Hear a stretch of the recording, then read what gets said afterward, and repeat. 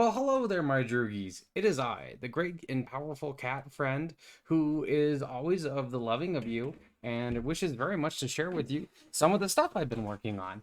You see, I've been working on a fun setting for games and things, and I don't know, just because I wanted to work on it for a really long time. And it's been my little backdoor project for huh, like 12 years? Something ridiculous like that. It's been a constant lot of work and I love it and it's very fun and I wanted to share with you. And I know there's a couple of people out there who maybe would like to hear me talk about it. And I am not good with title at the moment. I am not 100% sure if I want to keep this title, but right now I call it the Game of Ascension because that's like a key point and it's a game. Well, this setting itself is not a game, but there's like a game going on in it. You'll see. Anyway, we're going to go ahead and start at the very beginning. Who created it? Well, it and everything else within it. So, the AllFather. Scholars get to disagree about what exactly was going on in the beginning, if the Allfather was the very first being or if there was something before him. Some people think that at one time there were two entities, a creator and a destroyer. Some people think that the Allfather actually lived through countless lives, ascending slowly over time to get to the point he is at now.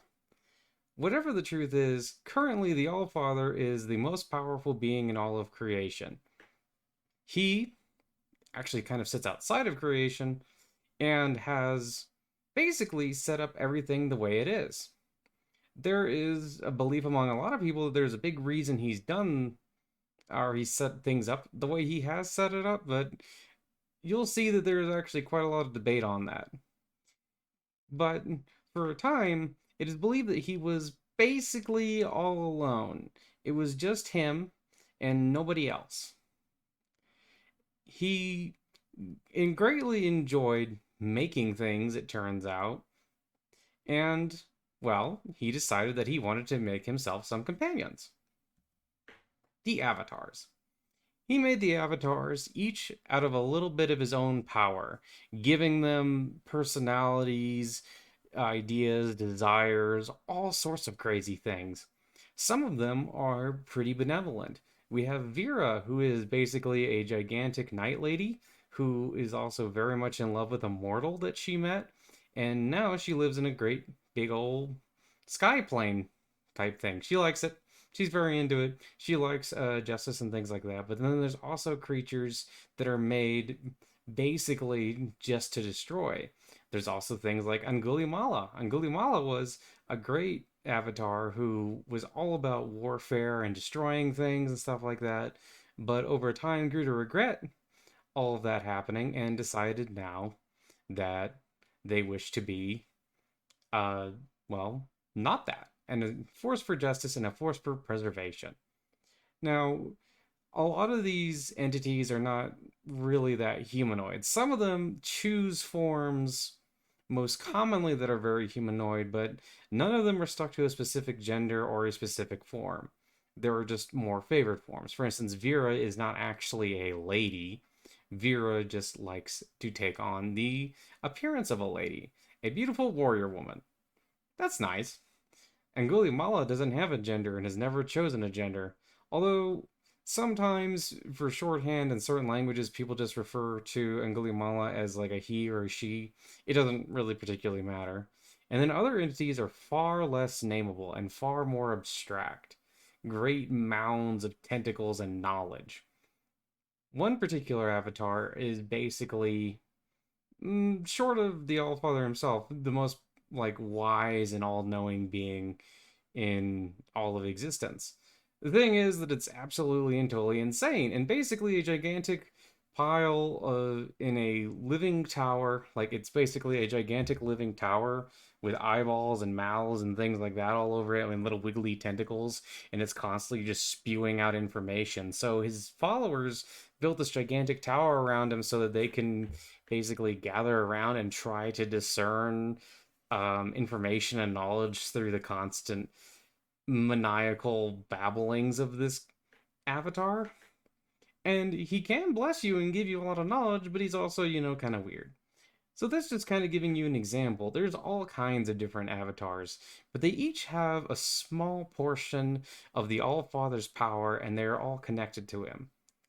They're also unable to truly damage each other. They love to have little competitions and games and things like that, but in truth, most of them get along, and most of them, if they had to, could sit down and have a conversation. Even entities of pure destruction are likely to be called over to other beings or other avatars' planes where they'll show up and they'll sit around and have a little discussion and, that fun thing. Oh, hey, how's this going? Oh, that's good. Is your kid still playing soccer? That's nice. Yeah, no, sorry about foiling your plan the other day. I just, seemed like a good plan to foil, that kind of stuff. Basically, a gigantic family. Now, there is a certain level of separation between the avatars and the Allfather, though. Each of them kind of have their own idea as to what the Allfather's main goal with all of this creation really is. A few of them actually get to talk to him and have very candid conversations, but for the most part, it's not really discernible. Oh, I should say, even though I keep saying him and Allfather, there are those who like the Allfather also doesn't have a specific gender, is just most often presented uh, as a masculine figure, but is not actually a masculine figure. Same thing. A lot of very complicated ideas and things like that. So now that we're companions, but what about a place to experience things with these companions? That's when we get to the plains. This is a weird picture I found, and I like this picture. But the plains are just the basically where mortals can live. There's all kinds of different plains. Some plains are basically just never ending expanses of one type of terrain over and over again. As an example, the sepulchral woods are basically just a never ending outstretched land that's full of spooky woods, ancient tombs, etc. In that particular plain, you actually have these things called the faux undead. They look like skeletons and other spooky undead things, but are actually just born that way. They're just born skeletons and things like that. They're very neat. I like them. They're fun. And then you have other planes where it's just basically these mini self-contained universes. Still huge amounts of land. Each avatar, well, maybe not all of them. There's one in particular that does not have any realms. But they each create their own little realms, and they each sit there, and that's kind of like their homes. And then they go out into the plane, other planes occasionally to mess around and to play games and stuff. But these planes aren't just full of the avatars, they're also full of billions and billions, uncountable numbers really, of monsters and mutants and other very strange things. But you might imagine that all of this is very chaotic. That's why there are those who are created to keep order in these realms. Angels and demons. Angels are some are dedicated to individual avatars, but a lot are dedicated specifically to the Allfather. Angels are mostly bent on ideas of maintaining order, of keeping things running a certain way, running a sort of heavenly bureaucracy. Others are hell bent on performing certain tasks and quests within the planes themselves. The demons, on the other hand, are hell bent on destruction and disorder, constantly going out of their own way to make sure that they can find something else to break or something else to make a deal with to try and cause mischief. In some sense, neither of these is truly good or evil. They are simply doing a task given to them by the Allfather. Different avatars have a tendency to, for instance, like angels more than demons, and then certain destructive avatars tend to like demons more than angels. These guys are all over the plains and are constantly involved in activities, sometimes directly and other times indirectly. They also don't tend to look as you might expect. Think more like Lovecraftian monstrosity or like biblical angel than like a person with wings. Although they can also be that. They have an unlimited number of forms. and they like to fly around and, do their thing. Some of them are very specifically just about keeping tabs on things. Like if someone wanted to travel from one plane to another, they need to basically get angelic approval to actually do that, etc. And they have to fill out paperwork and things like that. There's also the daemons. Now, daemons, I got this name from basically spirits, like from ancient Greece and other places like that. These are numerous, less, well, they don't really have the same kind of essence as angels and demons. Angels and demons have more specific purposes. These are just the numerous different kinds of creatures that like to roam the plains that are not like mortals. For instance, you have things like Nagas, who are just protective guardian spirits who find something they really like and then try to defend it. You also have those who offer up pacts with mortals and things like that. And you have those who just kind of like to play around.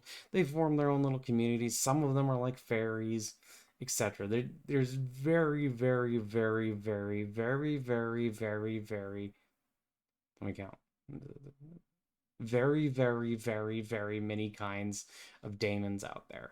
I use this picture of fairies to represent this because some of them are just very whimsical.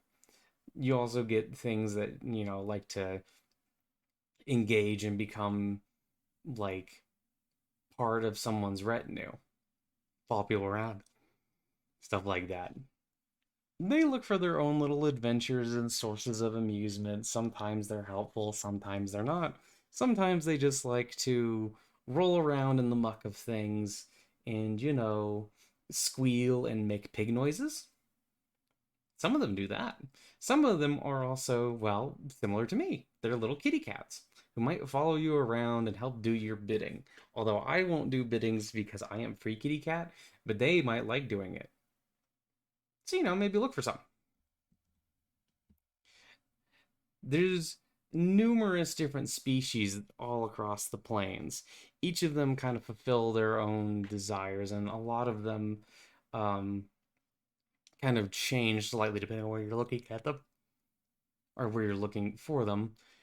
Humans, for instance, are one of the most populous and are spread across a billion different planes. And unlike angels and demons and those sort of things, they can't just, walk from one plane to another. So they have to petition angels and things like that to get teleported around. You also have various other species like the Kier, who are cat people essentially. You have the Kier who are like, they're more like anthropomorphic big cat people, and then you have the Kirani and the Kirsali.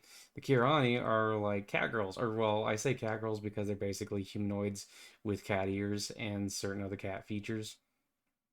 And the Kirani are, wait, no, I just misspoke. The Kirsali are also like that. However, they can turn into cats, like little house cats and or tigers and things like that. They're very fun. You also have, things like uh the Kizkaya, which are basically just collections of sephonophores who like to walk around and do different tasks and things like that. You also have the Bakragi, who are like a goat people who love to eat rocks, are good marksmen, and only worship the AllFather. They don't worship any of the other avatars or anything like that. They are very interested in rocks, though. And I like to climb rocks too. Very neat. All kinds of different species out there. I'm probably going to make some videos about the different species at some point in the near future. But yeah, there's a lot of different kinds. You also have different classifications of species. For instance, like Class A, which can you if they like breed and there's two different kinds of species. If it's a Class A, it just tends to just be whatever the mother is. So if you have a Kier mother and a human father, the kid will almost always be a Kier, for instance. And then you have other things where you have things like that are in a different class, the Kitsune, who are always female and only make Kitsune. Like no matter what you do, they pretty much only make Kitsune. And this leads to certain people mistrusting them and things like that. Kind of weird. This cycle. So, you may be thinking, well, is there a limited number of planes in all this? How do you ever categorize all this? Well, for one reason or the other, the Allfather has it deemed that all planes, each individual plane has a certain amount of time before it ceased to exist, before it is consumed by a great hail of demons and other monsters and will be recycled. Then a new plane will be put in its place or in other places, and there's just a never ending cycle of these things. But what about the people who live in these planes? Well, they'll die, but their soul will continue on and they will be reborn time and again, over and over and over and over and over and over. These souls will all eventually attempt to escape the cycle, but they might not be able to. But yes, everything is destined to be destroyed. Certain planes have lasted quite literally billions and billions of years, but even they know that their time will eventually have to come. Now, you may be saying, well, maybe I don't want to be reborn over and over again. What should I do in that case? Ascension. You see, you will never be able to become something like an avatar that is very directly from the AllFather. However, you might be able to become a god or a daemon or something like that and be able to escape the cycle and gain your own land or your own little mini plane and stuff like that to get out of the cycle. This leads to people doing all kinds of crazy things. They're constantly going out of their way, performing brave deeds, or perhaps they embrace some sort of malevolent power so that they can try to escape the cycle and so that they can get on top of it. But, of course, only a limited number of people have ever really done this. But a lot of people are constantly trying. There's always some supposed new way to get on top of things and to get out of the cycle itself. But even gods, if they don't have a way to maintain permanent power, will eventually fade and go back into it. There are those who have found certain ways to escape this, like becoming attached to the Allfather, becoming like a saint of the Allfather, or becoming like a friend of one of the avatars, or simply finding ways to jump between plane and plane and hopefully never landing in a plane right as it's about to be destroyed, constantly moving around. Others have attempted to find ways to delay this progress. Certain planes can, given proper rituals and given the right amount of power put into them, be allowed to stay around longer. A lot of people think that ultimately what they need to try and do is form bonds and form uh, different large and powerful groups that can find ways to fight against the demons when they eventually come to try and consume planes to try and last longer. This leads to various empires trying to gather their strength across numerous different planes at once. Now, simply due to the size of what we're talking about, it's almost impossible to have a nation that is 100% truly united. Emperors will send out small groups to numerous other different planes, gaining petitions from angel or, putting petitions to angels and things like that to try and spread stuff like that, trying to create new alliances and things like that to try and escape the ever encroaching tide of destruction. Some of these are successful. For instance, Galdia is a common archetype of a nation that is somewhat common and will often try to band together to fight up against the rising tides of demons and stuff like that. However, it's more common for organizations to try and are band together and last longer than actual nations. Nations tend to need some sort of concrete thing, whereas with an order, for instance, say a knightly order, like the Red Crescent Knights, you can just create a strongholds and then like build different strongholds all across numerous different planes and manage different like basically city states and try to maintain control that way. There's an attempt to bring order to the sheer volume and chaos that is the planes, and nations and these orders are one way to do it. There's also numerous different religious groups and philosophies that try to uh, maintain order by like creating different philosophies by which people across numerous different planes can live by. Orders might come to, for instance, a knightly order might come and pledge itself to a certain religion and try to maintain ties that way. There's literally trillions of different interpretations of things across the planes, and people are always trying to make sense of it. So they find either some lesser deity, or they might find an avatar they like, or even pray directly to the AllFather in an attempt to maintain order in all of this and to try and find new ways to ascend, to become saints, to become, demigods and things like that.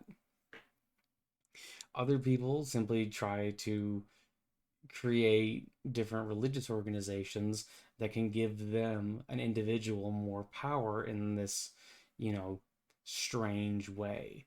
People might not recognize you if you come from a very far off plane with an obscure nation, but if you're part of a greater religious order, people might recognize that, or at least recognize the God that you pray to and attempt to help you out. There's also different philosophies. Some people believe, for instance, that all of this is just a way to provide entertainment. That the greatest way to maintain yourself and to grow in power is to be entertaining, to find a way to basically do a dance of, you know, big flips and things like that all over the plains to try and gain the god's attention, to try and gain the avatar's attention, to try and gain the Allfather himself's attention. Other people believe that the only thing that matters is gaining power. Other people think that you need to perform good deeds and become a good person. That this is ultimately all a test. That yes, there's a lot of horrible, horrible monsters and things like that out there, but it is our job to stand up to them to become, you know, further along and to prove that we are worth saving from this cycle. There's a lot of different ideas and philosophies out there. Certain churches will try to spread across planes and only to eventually become isolated because they'll be trapped to one individual plane and form into something new and different. There's a never ending cascade of ideas and the cacophony of different philosophies that are all constantly shouting at each other, trying to make sense of things. And this all brings us to the great game. The avatars are constantly playing against each other in a great game. This constant cycle, all these planes of chaos and all these different things turn out to be a great game board. Different avatars are constantly finding their own favorite subjects to push up against one another. They're finding ways to foil one another, neat little tricks, and things like that. They're constantly trying to get a leg up on one another. Vera may be the firstborn, but that doesn't mean that she wins every time. Some avatars truly love their followers and truly try to protect them. Others just see them as, you know, disposable tools. But they're all playing on this colossal board of creation with one another, constantly moving pieces around and things like that. This leads some people to question whether or not they truly have free will or if they are merely pawns. And I guess it really depends who you ask. There's always some greater move going on. There's always some trick to the game. Some people realize this, other people just want to live their lives, and if they can avoid being part of a greater game and can just have fun, that's great too. But everyone is looking for their purpose or looking for their place in the great game, and they're trying desperately not to just be pawns, or they're trying to embrace their role as pawns. Some people think that the best idea is to just embrace all of it. Why not? It is a really big game, and maybe you can have some fun along the way. That's why you do have some people who just laugh at all of it and keep going. This is the game of Ascension, a constant battle against cosmic forces, Lovecraftian monsters seeping around every corner. There's always some other ancient treasure, and there's always people trying to find the truth of all of this. And often they come up empty handed, but sometimes maybe they get a little bit further or closer to the truth. Anyway, thank you for watching. I had a lot of fun talking about this, and I hope that maybe you guys have a lot of fun with this too. I'm going to make some more videos on this in the future where I talk about individual nations or I talk about individual species that populate the realms and stuff like that. And hopefully, you guys will like to watch those. We'll see though. Thank you very much for stopping by. I hope you have a wonderful day, and may the All Father watch over you. Bye bye.